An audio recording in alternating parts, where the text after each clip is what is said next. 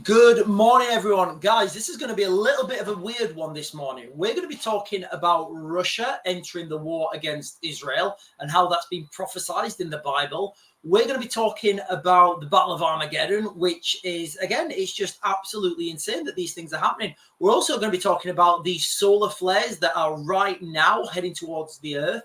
And you could be looking at mass internet outages, mass disruptions, mass electrical disruptions. And we're also going to be talking about the comet that's being seen in the night sky. Now, I've put all these together. What's that?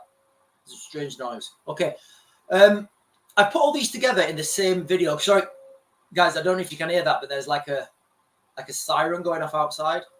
Right, okay, we'll just continue, and if there's any large explosions, we'll just deal with it as and when. So I put all these three in a, as a one video, as there's a lot of people talking about the prophetic meaning of this. Now, I would never give any of this any second thought. I would normally think this is a load of mumbo jumbo and it's not real. And I would put my analysis into where people are moving their tanks, what people are spending their money on, and where the population's allegiances lie, where people's interpersonal relationships lie.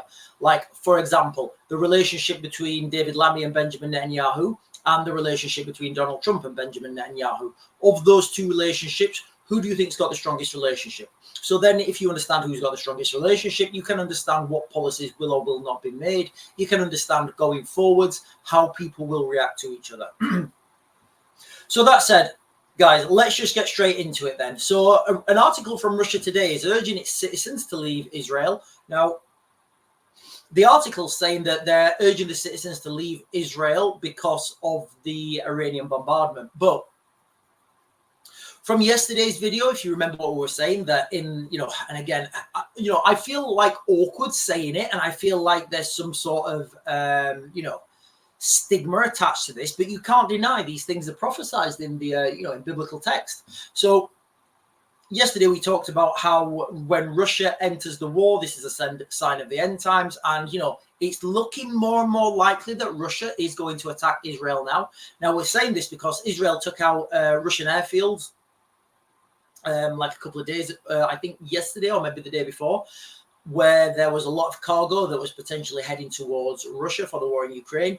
You've also got the situation now, like I just said, where the Russians are urging their citizens to leave Israel. Now, they're claiming this is because of the, the missile attack that the Iranians did. But what I'm hearing is that there was a zero casualty rate from these missile attacks. So I don't really know where we go with that.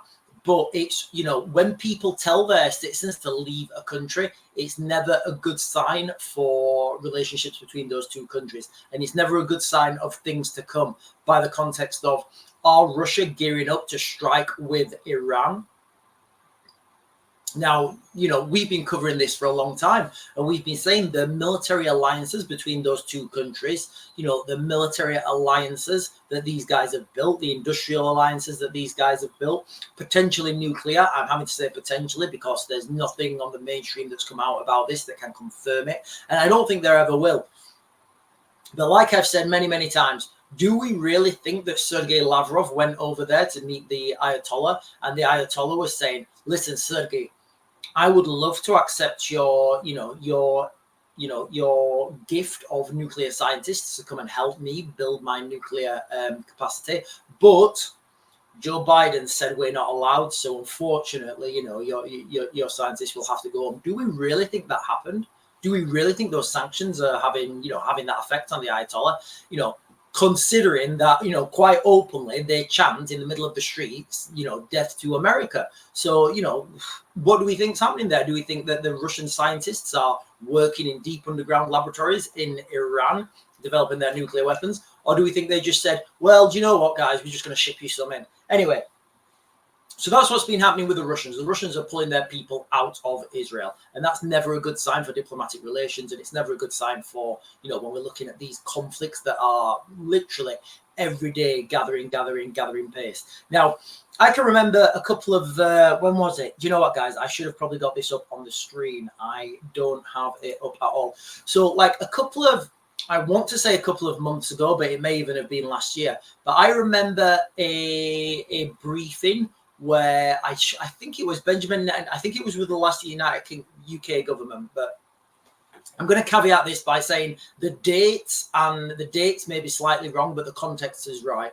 So there was a meeting, and I think it was with the British, American, and French, and they all agreed that if Israel came under attack, that those three allies would come to their assistance. So the British, the French, and the Americans. Now, obviously, the Americans have fulfilled that pact, that deal. The British have fulfilled that pact, that deal. The French have literally pulled out of that deal and have actually switched sides, you know, by saying they're going to support the Lebanese army. Now, I don't know why this is not given, you know, why this has not had as much mainstream media coverage, but it seems that, you know, the French just can't be trusted. You know, if you make a pact and an agreement, you have to stick by it. It's like if you're a country and you give a threat militarily, you have to stick by it, because guess what? The next time that happens and you give a threat, nobody's going to take you seriously. So, you know, if you're otherwise, don't get into these pacts. Don't agree to things that you can't deliver. So that's what's happened. You know, you've had a situation now where the French agreed to support Israel, and now the French are supporting Israel's enemies.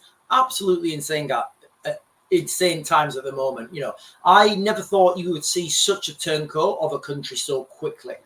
But yeah, and then I've been reading a lot of this, you know, looking at a lot of these old texts, and I want to talk to you really quickly about something that's absolutely wild. Now, I'll put these links. In fact, I'll share this with you because, you know, it's one of those things that I'm just sharing it with you, and you guys make of it what you want. I genuinely don't know what to make of it, but you know, there's no denying what it says.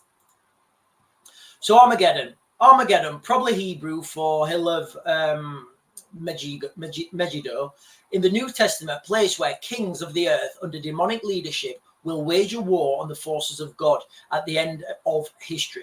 Armageddon is mentioned. Sarah's just popped in again like a little elephant blasting through the door. Armageddon is mentioned in the Bible only once, in Revelation to John, or the Apocalypse of St. John. The Palestinian city of Megiddo, located the past commanding the road connecting Egypt and Syria. So is that the same place? Is that really the same place that's happening now? If you go to Palestine or the Gaza Strip, you can, you know, and you ask people, is there Armageddon happening here? You can pretty much guarantee what those guys are going to say. You know, they're obviously going to say it feels pretty much like Armageddon's happening here. Now, really quickly, I want to talk about something that happened. When did it happen? It happened on the 3rd of October. The biggest sun flares since 2017 are erupting right now from the sun. And these are due to hit Earth between, I think, is it the 4th today? Yeah, between the 4th and the 5th. So these things, you know, people are predicting internet outages. They're predicting wireless transmissions being all weird. And some people are predicting the electricity system could also be affected and could go down. You could see power outages. But, you know, you've got all these things happening. And at the same time, you've got a comet in this. You've literally got a comet in the sky called